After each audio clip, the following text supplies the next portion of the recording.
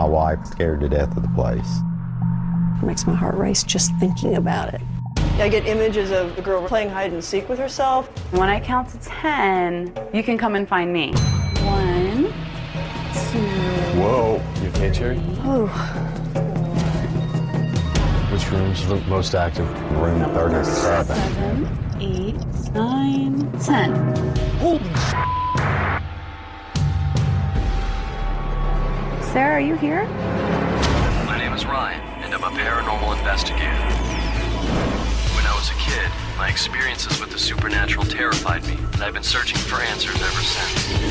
So when I got to Penn State, I realized I wasn't alone in my quest.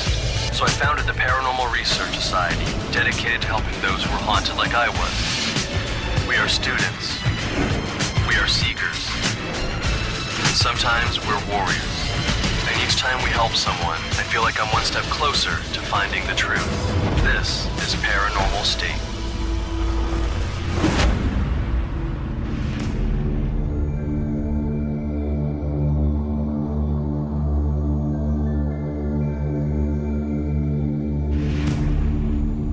All right, guys, so we're checked in here at the Thomas house, and I thought we would go over a game plan as to how we're going to investigate here and also kind of cover a little bit of the history. Now, Mary Beth here was actually the one who contacted us. You know the clients too, Yes. right?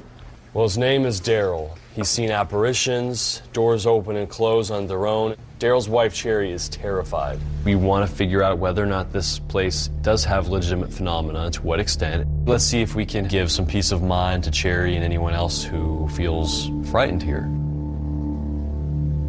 Hello, Hi. how are y'all doing?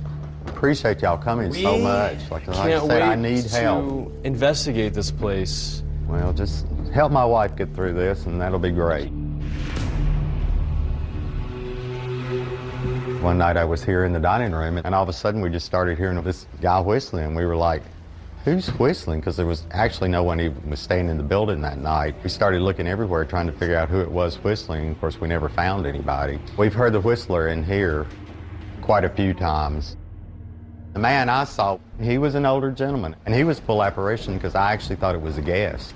He was standing right here, and he was looking right at me, and I stood and looked at him for a few minutes, and I thought, well, I need to help this gentleman. He looks like he needs help. And when I came on around the corner, he just disappeared right in front of me.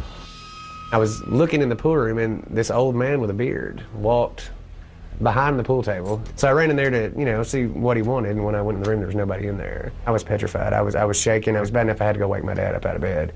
Which room's the most active? We have some rooms that are more active than others, but it seems like one of the main areas is in the back hall in room 37.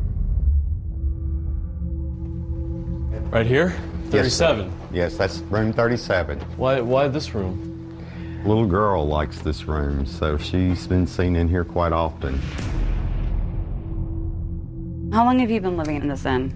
16 years. I came up here one weekend and looked at the place, and the minute I walked in the door, I could see all the possibilities and just fell in love with it. Have you ever had a guest that has come to you, in the middle of the night and said, I am leaving, I had an experience, Yes. I am out of here? Yes, we've had quite a few people do that. So have you lost business due to these spirits? Well, we have lost several, rooms like I was telling you. We've actually lost business over the paranormal thing. But the other reason I wanted all y'all to come here is to try to reassure my wife that there's nothing going to hurt you, My wife was scared to death of the place. She will not stay in the building alone. I can't tell you how many times I would start down late at night with a load of clothes, and I just thought, okay, there's something down there, and I would just turn around and go back up. And then I wouldn't go upstairs if there was no one else upstairs. Do you believe that there is something truthfully here?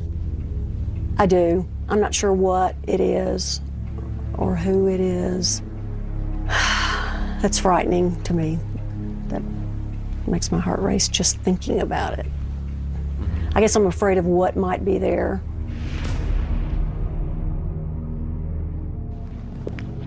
What's up, Michelle? Hey, Ryan. Wow. Nice digs. How do we head up here first? Just walk this whole line.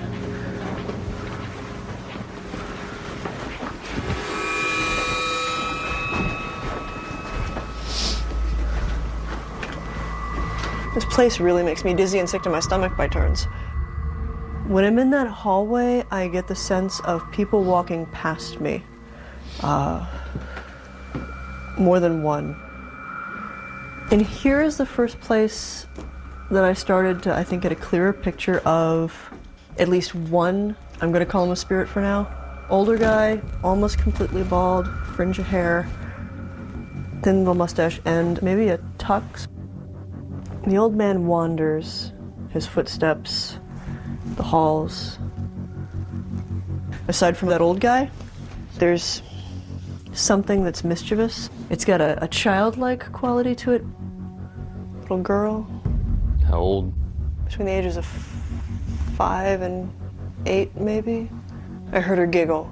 I'm gonna say it's a girl. I think it might be a girl because it looks like she's wearing a smock dress with striped stockings. Yeah, I get images of the girl running up and down the hallway, like playing hide and seek with herself, opening doors, shutting doors.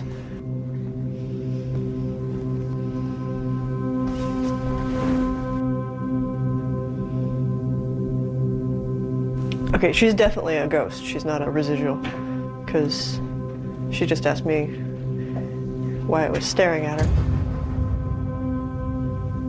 Since this is a huge location, we're breaking off into 3 teams. Chad and I are Team A. We will be in the upstairs west wing. Katrina and Heather will be Team B and the other part of the upstairs. And then Team C will be Sergi and Mary Beth, and they will have the downstairs.